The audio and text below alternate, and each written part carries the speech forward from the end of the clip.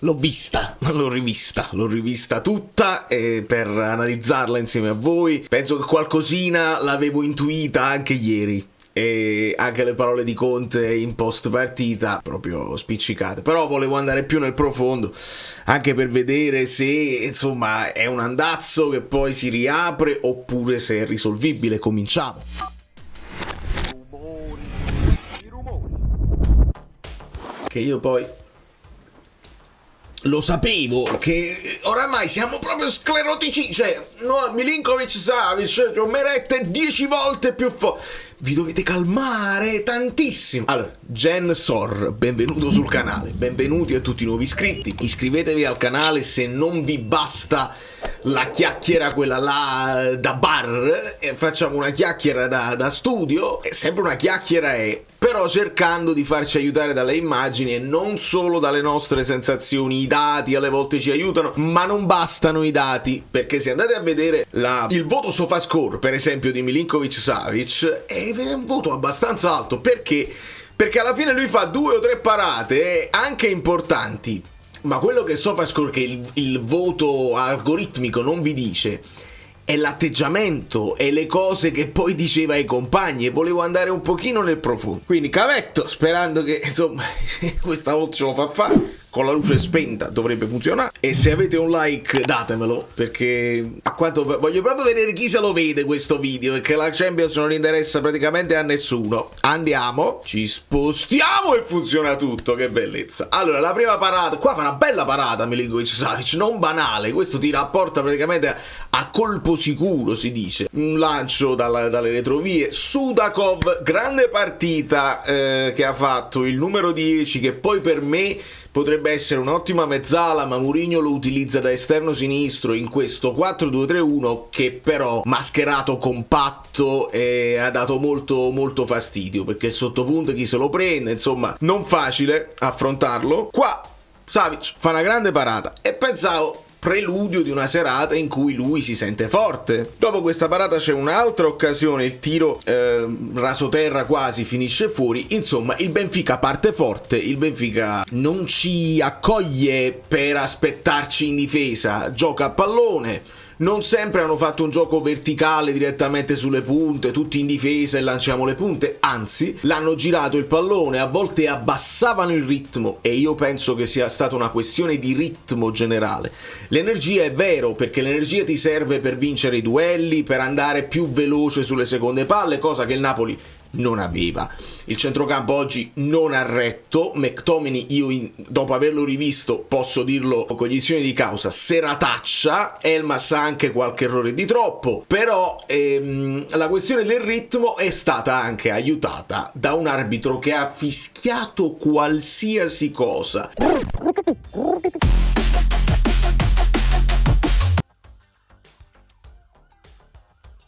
Super fiscale, non parliamo nemmeno di errori clamorosi, parliamo di contatti semplicissimi. E in Europa si dice gli arbitri europei non fischiano, lasciano giocare. Quando mai? Questo qua ha fischiato qualsiasi contatto, rendendoci la vita impossibile quando poi noi volevamo andare a prenderci il pallone da loro. C'è stato un certo equilibrio anche di possesso palla, tipo 47-53 per noi nel primo tempo. Nel secondo tempo ovviamente ce la lasciano il pallino del gioco, però poi quando c'è stato il momento di affrontarci sulle seconde palle, l'arbitro fischiava tutto e fischiava tutti i falli a noi.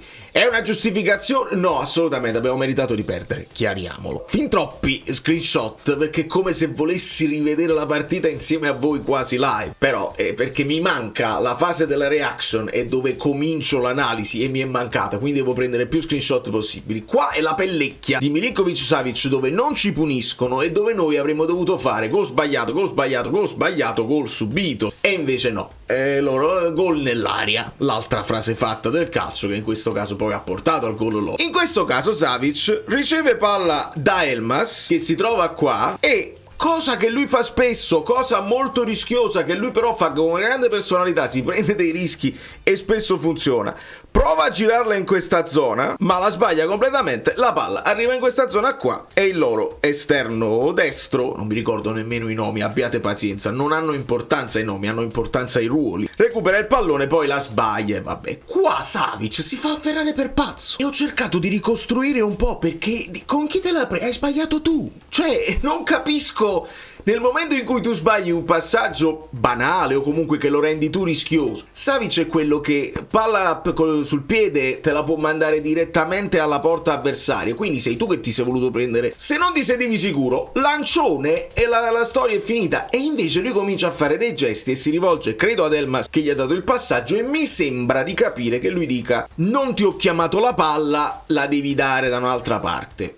Andiamo a scoprire bene. Tanto è vero che Elmas fa questa faccia qua, dice: ma che buo, cioè ma veramente te la stai prendendo con me dopo quell'errore che hai fatto tu? È un po' un assurdo, è un illogico. Quindi sono andato a ritroso per capire dove è stato l'inghippo. Già qua Milinkovic-Savic, se vedete, indica la linea di passaggio, cioè non si è chiamato la palla. Ora ci sta che tu da portiere vedi meglio tutta la situazione e dai un consiglio ai difensori e ai centrocampisti e gli dici dove darla. Però, guardandola dall'esterno, dall'alto, da questa inquadratura, era difficile per Elmas fare qualsiasi altra cosa. Là è la soluzione più logica, più facile. La dai all'indietro invece di rischiare un passaggio qua dove c'è l'accoppiamento, fare un passaggio, magari lo puoi fare col sinistro in questa zona qua, ma non chiediamo un rischio, proprio il rischio che non chiediamo a Savic, non lo chiediamo nemmeno a Elmas col sinistro. Vabbè, si poteva fare ma non era il massimo. Andare qua, c'è la linea di passaggio chiusa, qua era complicato girarsi, insomma la cosa più logica era questo passaggio qua, facile. Passaggio facile, il portiere non è nemmeno pressato, ha tutto il tempo di fare quello che vuole Milinkovic-Savic. Ma ricordatevi questa postura del portiere con queste mani, perché ritornerà la faccia del terrore di Olivera su questo che poi è stato un rimpallone dove onestamente qua non era nemmeno un calcio d'angolo, loro ci hanno mandato avanti anche Otamendi e tutte le torri, perché Dal, il loro terzino sinistro, fa una rimessa molto lunga e sulla rimessa lunga non si fanno problemi, è come se fosse un calcio d'angolo, quindi mandano avanti tutti. Ecco perché in aria c'era anche McTominay a difendere, eccetera eccetera. Qua se la prendi in questa zona qua la ributti in avanti e invece McTominay prova a schiacciarla verso l'interno e qui c'è un vero e proprio contrasto, palla, poi la prende questo, penso fosse Ivanovic, questo mini Giroud, si assomiglia un po' a Giroud, insomma rimpallone, poi la palla rimbalza di nuovo su McTominay e finisce al centro. Anche qua Milinkovic-Savic si fa afferrare per pazzo. Ho cercato di ricostruire se fosse stato possibile per lui uscire, perché lo conosciamo come un portiere abbastanza coraggioso anche nelle uscite, che è una delle cose che si diceva anche a Meret, no? Lui fa un paio di passetti in avanti, poi si ferma, e credo anche perché il cross è stato deviato, se non sbaglio, da Neres, quindi stava andando verso stava prendendo una direzione e poi cambia leggermente direzione, si impenna anche di più. Quindi in teoria, se ti fossi andato con tutto il coraggio, convintissimo di fare il salto, sei 50 metri più alto di tutti, alzi le mani, la palla è tua e finiti, fanno fallo, l'arbitro ti avrebbe fischiato fallo, invece si ferma.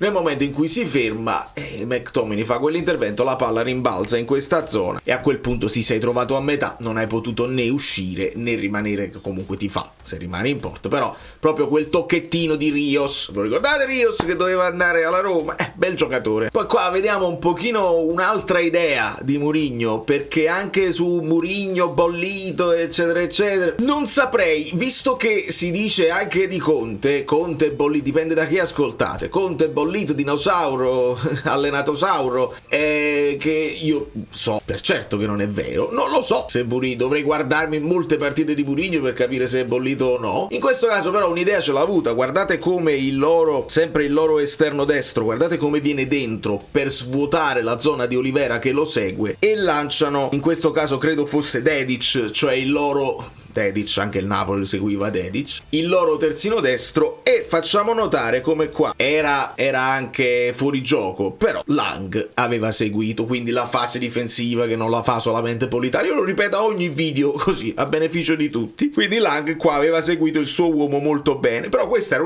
un'idea per scompaginare. Però il Napoli non è stato disastrosissimo, nel senso che ci sono stati dei momenti, pochi, dove il Napoli ha scambiato anche palla di prima e siamo entrati con delle triangolazioni. Ci è mancata un po' di precisione, ci è mancata anche un po' di timing, proprio questione veramente dei microsecondi, perché qua la palla che viene su Di Lorenzo, che la dà a Højlund, che di prima la dà a Neres che si muove, e ci sono delle belle geometrie che in questo caso tutto di prima il Napoli fa, e poi situazione si conclude con Lang. Non l'avevo manco presa la diapositiva, perché il tiro di Lang che finisce fuori purtroppo scatta sul servizio di Neres, scatta leggermente in anticipo, quindi era fuori gioco. Sono tutte cose che negli highlights, se ti vedi gli highlights, vedi 4-5 parate di Milinkovic-Savic e basta.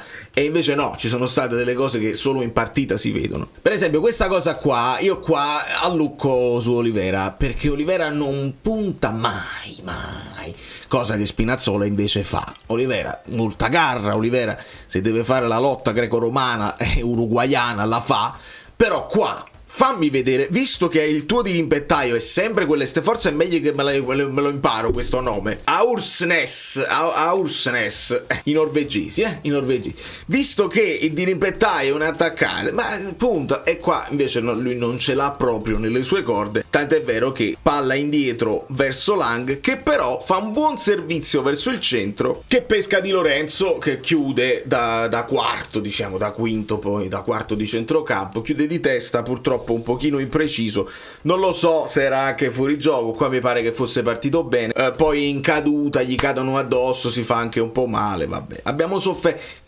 notate le smorfie quando fanno i primi piani, proprio siamo in sofferenza, stanno sempre tutti molto tirati, molto sofferenti, è una cosa normale, però li state contando gli altri infortuni, che Bellanova, pure si è lesionato Morata, si è lesionato all'ultimo quell'altro Zemura dell'Udinese, insomma la riflessione va fatta seria su tutto, perché le partite sono aumentate, il ritmo di gioco sono aumentati, i muscoli sono aumentati, i centimetri, l'altezza, anche la velocità, i chilometri percorsi sono aumentati, non si può pensare che sia lo stesso calcio di qualche tempo fa. Serataccia di McTominay, mi dispiace dirlo, non è colpa sua, tirare la carretta sul dolore, probabilmente avrebbe dovuto riposare almeno un paio di partite di queste 5 che poi abbiamo vinto, stringendo i denti. Qua per esempio un po' di lucidità, gli manca un po' di precisione, pallone a metà che non va né a Beukema né, non so se quello fosse Elmas, ma insomma viene intercettato da colui il quale potrebbe essere Sudakov, azione che si sviluppa e che porta al tiro ancora Ivanovic, che stringe un po' troppo, anche qui probabilmente non finisce negli highlights perché era probabilmente fuori gioco. Ecco qua, ritorna il portiere Furione che indica dove la palla deve andare e che non vuole la palla. Io non lo so, potrebbe anche essere stata una direttiva di Conte e Vania sta esercitando quello che era il piano gara, dice Conte non la date indietro al portiere, dobbiamo essere subito verticali per metterli in difficoltà. Non lo so, non credo, visto che poi in conferenza gli chiedono sempre le stesse cose e lui post sconfitta diventa sempre più insopportabile, lo sappiamo, e non ho problemi a dirlo, se tu ti metti a dire però loro hanno riposato 2 giorni in più, lo sappiamo, anche la Roma rispetto a noi aveva riposato 2 giorni in meno, e là non si dice, quasi di quando si perde è là che non voglio sentire la conferenza. Ma al di là di questo, non sappiamo se il piano gara era questo. Milinkovic-Savic allucca come un dannato a Beukema e gli chiede di fare un passaggio da qualche altra parte. Beukema va in grande difficoltà, terrorismo psicologico incredibile, non lancia perché forse non vede le cose che vorrebbe Milinkovic-Savic, finisce con l'essere pressato, sono passati buoni 9-8 secondi di cincischio col pallone, nessuno si fa vedere, il resto degli accoppiamenti comunque ci sono e quindi ti hanno messo in difficoltà. In questo momento si è fatto anche vedere Milinkovic-Savic, ma oramai Beukema ha deciso di non passargliela più, forse per non prendersi un'altra cazziata, la lancerà in avanti e perderemo la palla perché la lancia direttamente su Neres, che viene anticipato scoppiato di testa. Neres qualcosina era riuscito a crearla, alla fine nel secondo tempo sarà lui che scoccherà quel tiro almeno verso la porta, qualche cross lo mette. Questo è bello di destro, che arriva in questa zona qua, dove clamorosamente arriva un McTominay in terzo tempo, però sta arrivando anche un Olivera in terzo tempo, e in realtà vedi che poi alla fine andrà questa forse in copertina, perché la serataccia di Vania e di McTominay è che McTominay a tutti gli effetti arriva un po' scordinato e gliela toglie a Olivera. Ora tra i due io voglio sempre che di testa ci vada McTominay, che ha più gol nel sangue rispetto a Mati, però gliela toglie proprio mentre Mattias stava arrivando addirittura a testa piegata, quindi più verso il pallone. McTominay arriva tutto storto, è un'altra occasione in cui ci siamo difesi, annullati da soli, non c'erano arrivati difensori, ci pensiamo noi stessi. Secondo tempo dove il Napoli mette Politano e Spinazzola, e volevo capire se, perché qua sembra a tutti gli effetti una difesa a 5, quindi con il Di Lorenzo braccetto destro che non mi fa impazzire, però giustamente con Politano e con Spinazzola qua possono essere a 3 i due mediani, li vedete, McTominay e Elmas, e poi davanti Neres, Højlund e Lang, quindi 5-2-3, 3-4-3, insomma siamo lì. La speranza mia, in alcune fasi si è visto, era un 4-2-3-1, perché Di Lorenzo, Rachmani, Buongiorno, Spinazzola, terzino sinistro, sempre i due qua, Politano più avanti con Neres vicino Højlund e Lang a sinistra. Si può fare tranquillamente, ci arriveremo poi con l'ingresso di Lucca. Come vedete in alcune fasi si sviluppa anche così, li vedete la difesa a 4 con i due mediani qua, in questo caso c'è Lang e si vede dall'altra parte Politano, non si vedono i due liocorni, cioè Neres e Højlund che stanno in avanti, quindi a seconda di come si sviluppa non sono i moduli, lo sappiamo, è inutile ripeterci. Credito a Spinazzola che entra anche abbastanza bene, poi qualche palo la perde anche lui, però qua fa una cosa che Olivera non riesce non ha nelle sue corde, vede un passaggio con il piede forte all'interno che Olivera non può mai vedere, o meglio, non mi piace dirlo, Olivera probabilmente non fa. Poi arriva la partita di Olivera che gliela dà di esterno questa palla, quindi non mi piace essere assolutista. Ma qua trova un passaggio bellissimo Spinazzola per Neres, a cui tiro le orecchie a Neres questa volta, perché qua il movimento Højlund l'aveva fatto, lo vedete come si è andato a inserire poi nello spazio, e qua Neres ce l'avevi la palla facile. Non serve De Bruyne per vedere questo passaggio, io non so se Neres era a testa bassa, se nel momento in cui si gira non sente il compagno che è scattato, però questo passaggio qua è inizio secondo tempo, se tu mandi Højlund in porta coi sì e con i ma facciamo tutta una serie di flipper eccetera eccetera, però qua tiro le orecchie perché poi ci incischia e la situazione finisce là. La serataccia di McTominay si vede anche qui, l'azione che porta poi al secondo gol del Benfica parte da Rios in questa zona, McTominay è su di lui, prova a contrastare questo lancio e poi lo devi seguire. Ivanovic seguito da Buongiorno temporeggia e come vedete qui Rios ha guadagnato metri su McTominay, non lo vedete perché forse sta dietro di me, eccolo qua. Insomma, McTominay fa quella rincorsa sul dolore, la fa su McKennie non più di 4 giorni fa, quindi è uno che le fa queste cose, di sacrificio ce l'ha, e proprio non avere le energie per farlo. Quindi qua, palla facile, Rios ci arriva e il resto è storia. Una storia che pure andrebbe approfondita perché questo sembra un pochino il gol di Ildiz, ma nemmeno così angolato. In questo caso addirittura Vania la tocca, quindi qua anche qua come al solito colpi di tacco, colpi leggerissimi che deviano quel tanto che basta, vabbè. Però qua non era un pallone che stava andando a giro impossibilmente nell'angolo, la palla è stata toccata qua, anche abbastanza una selva di gambe, questo sì, però qua si può chiedere se Vania poteva fare qualcosina in più onestamente, senza necessariamente arrivare a dire è il peggiore portiere dell'era dell'Aurelio, perché le sentiamo tutte, basta una partita, ci dimentichiamo tutto quello che ha fatto, i rigori parati, l'efficacia con i piedi perché è stato un difensore aggiunto, un'idea tattica in più, una possibilità. Mannaggia, come vi piace essere trancianti per avere un like in più e un'interazione in... Lang sbaglia un passaggio, perché poi è stato un po' impalpabile Lang, oltre quelle cose che vi ho fatto vedere nel primo tempo, però gli do un plauso quando nel momento in cui sbaglia un passaggio insegui l'avversario e lo butti a terra. È quello che dicevo ieri di Vergara, rivedendo la partita lo ha fatto anche Lang, e quindi questo giallo per me è ok. Sono contento quando fanno così. Ecco perché vi dico che è una serata inspiegabile per Savic. Riceve questo, non era nemmeno un retropassaggio, era un lancio sbagliato loro, con tutta calma. Lui qua ha sempre addirittura praticamente dal calcio d'inizio del Napoli Vani a volte decide di lanciare col sinistro, invece qua no, si impappina, la controlla, la sposta con il destro, non la rilancia subito, viene poi attaccato dall'avversario e è costretto a metterla in fallo laterale. Stai soffrendo la Champions, amico mio, fammi capire, perché non sei tu, non credo che sia il tuo standard. Sono veramente sorpreso dalla partita di Milinkovic. Politano entra e dà una certa vivacità, devo dire, alla fascia.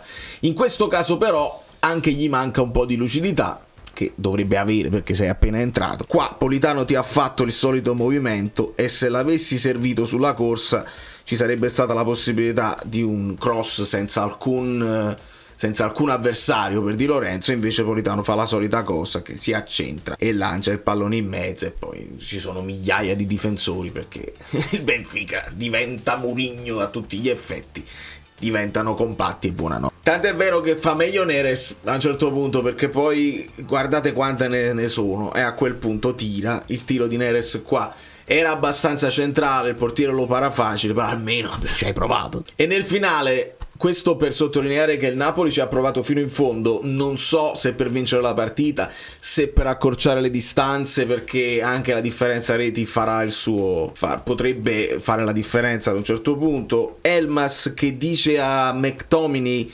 vai, tu vai, lo mantengo da solo il centrocampo perché ci serve uno che va a dare una mano. In questo caso era entrato anche Lucca, credo, insomma eravamo con un 4-2-4 se vogliamo, con Neres spostato a sinistra, Lucca, Højlund al centro e Politano a destra, i due mediani, e poi finalmente la difesa a 4. E qua Elmas gli dice: vai tu avanti, resto io più Lobotka, ovviamente. Però qua la pellecchia la fa anche Elmas, perché se allunga questo pallone glielo tolgono, e arriverà un'altra parata di Savic, che è l'ultima diapositiva che vi faccio vedere. Il tiro di Pavlidis viene anche deviato, smorzato da Juan Jesus, che nel frattempo è entrato. Menzione d'onore, non finisce negli screenshot, ma ho visto quei 10 minuti di Vergara dove prende un giallo, dove vince dei contrasti, dove cerca di ispirare gioco, molto bene. Io veramente credo che sia tranquillamente pronto, non per giocare solo la Coppa Italia, ma puoi giocare anche già a partire con l'Udinese.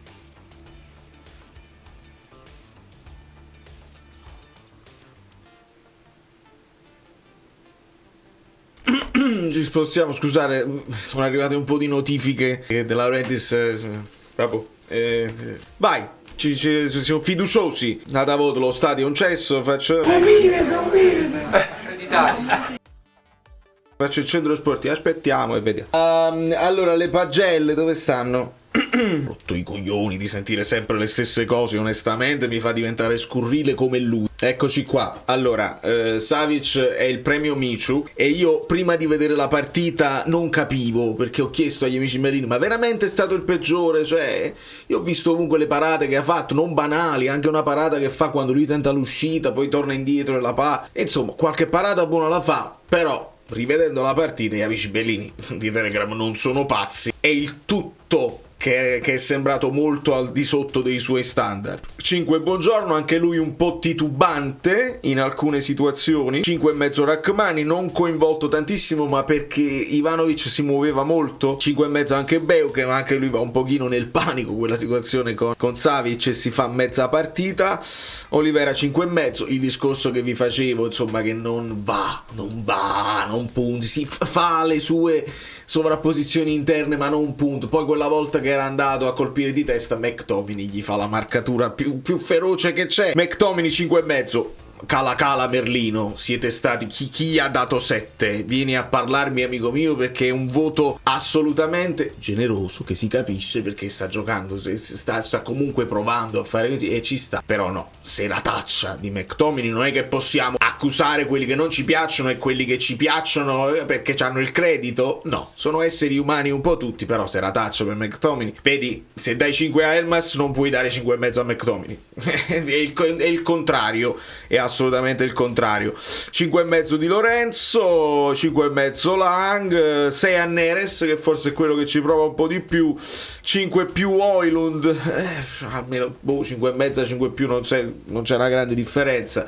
Rientra in quel turbinio di palle, in quell'azione di prima, però poca roba, ha avuto poche possibilità. 5 più Spinazzola, per me molto di più, perché entra bene e mi dà quell'impressione di essere più vivace là. 5,5 Politano, 6 meno Juan Jesus, che entra abbastanza bene al posto di Buongiorno, e 5 Lucca. Purtroppo è un po' harsh questo 5 per Lucca, pochissimi minuti, però non blocca un pallone. È veramente, quando poi vai là aggiungi densità in quell'area, è sembrato a un certo punto aver aggiunto un difensore in più a loro, e lo dico con tutta la stima che posso avere, ma è una questione anche tattica, cioè lì dovevi più svuotarla forse l'area di rigore per cercare qualche inserimento. In teoria avresti dovuto mettere un paio di centrocampisti in più che non hai, e quindi 6,5 per gara, premio Oriali, voto anche gonfiato dalla stima che abbiamo e dalla voglia probabilmente di vederlo in campo anche da titolare. Credo che il suo momento sta arrivando. 5 più Conte, ci sta, si poteva probabilmente fare qualcosina di meglio, di prepararla anche meglio secondo me, ma l'attenuante che lui, come vi dicevo, ha continuato a dire anche quando ha vinto, non la ripetere adesso, però non ha altri argomenti Conte quando perde, e che insomma non hai proprio la possibilità di fare nient'altro di meglio. Potevi fare qualche piccolo accorgimento, l'avresti Pessaro lo stesso, gli avrebbero detto: perché hai tolto McTominay in questa gara così importante? Si sbaglia, quando si perde si sbaglia sempre. E al piccione 4, perché onestamente sì, insopportabile, non incide sulla gara, non incide, vedi, qualcuno gli dà 7,5 perché probabilmente non incide, ma è stato un arbitraggio insopportabile per chi voleva vedere giocare a calcio. Cioè ci sono dei contatti che non sono per forza fallosi, continua e fai prendere un po' di ritmo alla gara, e invece la gara, nel momento in cui si sblocca, proprio si mette proprio sui binari perfetti per Mourinho e per il Benfica in casa, quindi ancora di più. Tant'è, sono proprio curioso di che lasciate un like, di capire chi si vedrà un'analisi che esce tardissimo il giorno dopo, senza reaction eccetera eccetera,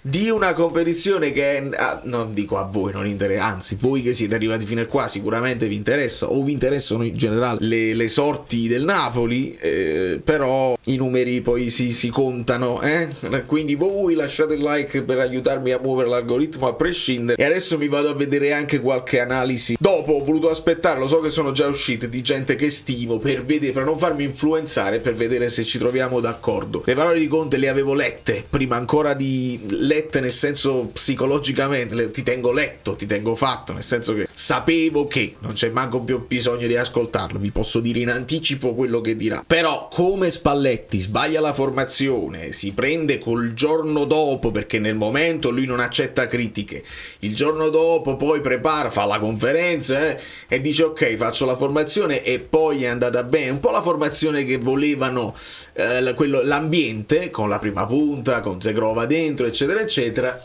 Chissà se Conte ci darà la soddisfazione. Conferenze non ce ne saranno, quindi non c'è pericolo sotto questo punto di vista. Chissà se vedremo qualche cambio forzato, non è che ti devi inventare niente, sono cambi forzati almeno per far rivedere un po' di energie fresche contro un Udinese che ocio, perché non è una partita facile. Da New York Valerio Fluido e tu, no, perché questo sta bene qua, Fluido e tutto, vi abbraccio e vi bacio. Non è facile vedersi una partita che già sai che perderai. L'ho fatto per voi, anche un po' per me.